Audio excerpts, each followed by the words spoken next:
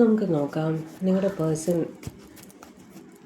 നിങ്ങളുടെ റിലേഷൻഷിപ്പിൻ്റെ ഫ്യൂച്ചറിനെ പറ്റി എന്താണ് തീരുമാനിച്ചിരിക്കുന്നതെന്ന്, എന്താണ് നിങ്ങളുടെ പേഴ്സൻ്റെ അടുത്തു നിന്നും പ്രതീക്ഷിക്കാൻ സാധിക്കുക എന്ന് നമുക്ക് നോക്കാം. കാർഡ്സ് ഷഫിൾഡാണ് കേട്ടോ.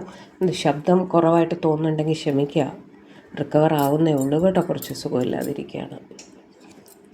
Queen of wands, okay good. 9 of cups, strength, 2 of swords, death, 10 of pentacles, bottom of the deck, ace of cups, very good. അതിൻ്റെ തൊട്ട് താഴെ ഉണ്ടായിരുന്നത് പേജ് ഓഫ് സ്വാർഡ്സ് ആയിരുന്നു കേട്ടോ.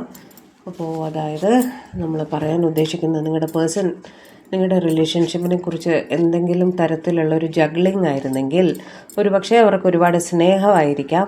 സ്നേഹം, അട്രാക്ഷൻ എല്ലാം ഉണ്ട് എന്ന് നിങ്ങൾ പരസ്പരം മനസ്സിലാക്കിയിട്ടുണ്ട്. അവർ നിങ്ങളെ ഒരു വിഷ് ഫുൾഫിൽമെൻ്റ് ആയിട്ട് തന്നെയാണ് കണക്കാക്കുന്നത് എന്നെല്ലാം നിങ്ങൾക്കറിയാം. പക്ഷേ അവർ ഒരു ജഗ്ലിങ്ങിൽ നിൽക്കുന്നതായിട്ട് കാണുന്നു. ഓക്കെ, അങ്ങനെ ഒരു സിറ്റുവേഷൻ ആണെങ്കിൽ അത് കുറച്ച് ക്ഷമയോടെ ഹാൻഡിൽ ചെയ്താൽ, ഓക്കെ, അവർക്ക് ഇത്തിരി സമയം കൊടുത്താൽ അവർ നിങ്ങളുമായിട്ടൊരു ന്യൂ ബിഗിനിങ്ങിലേക്ക് എത്തും എന്ന് തന്നെയാണ് കാണുന്നത്. അതായത് എക്സിസ്റ്റിംഗ് തടസ്സങ്ങൾ, ഇപ്പോൾ ഉള്ള തടസ്സങ്ങൾ എന്ത് തന്നെ ആയാലും അതെല്ലാം തരണം ചെയ്ത് നിങ്ങളുടെ അടുത്തേക്ക് വരാൻ അവർക്ക് ഇത്തിരി സമയം കൊടുക്കൂ എന്നാണ് ഡിവൈൻ നിങ്ങളുടെ അടുത്ത് പറയുന്നത് കേട്ടോ. കാരണം നിങ്ങളുടെ പേഴ്സണ് നിങ്ങളോട് ഒരുപാട് സ്നേഹമാണ്, ഓവർലി സ്നേഹമാണ്, ഒരുപാട് അട്രാക്ഷനും അവർക്ക് തോന്നുന്നുണ്ട്.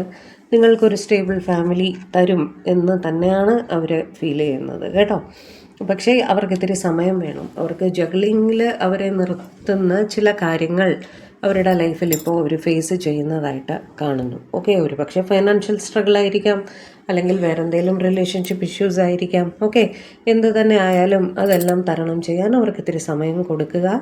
അവർ ശരിയായ ഒരു തീരുമാനമെടുത്ത് നിങ്ങളുടെ അടുത്തേക്ക് നല്ലൊരു ഒരു സ്റ്റേബിൾ ഫാമിലി നിങ്ങൾക്ക് തരാൻ വേണ്ടിയിട്ട് നിങ്ങളുടെ അടുത്തേക്ക് വരും. നിങ്ങളുമായിട്ടൊരു പുതിയ തുടക്കം ഉണ്ടാകും എന്ന് തന്നെയാണ് നിങ്ങളുടെ റിലേഷൻഷിപ്പിൻ്റെ ഫ്യൂച്ചറായിട്ട് ഇവിടെ കാണുന്നത്. Okay, all the best.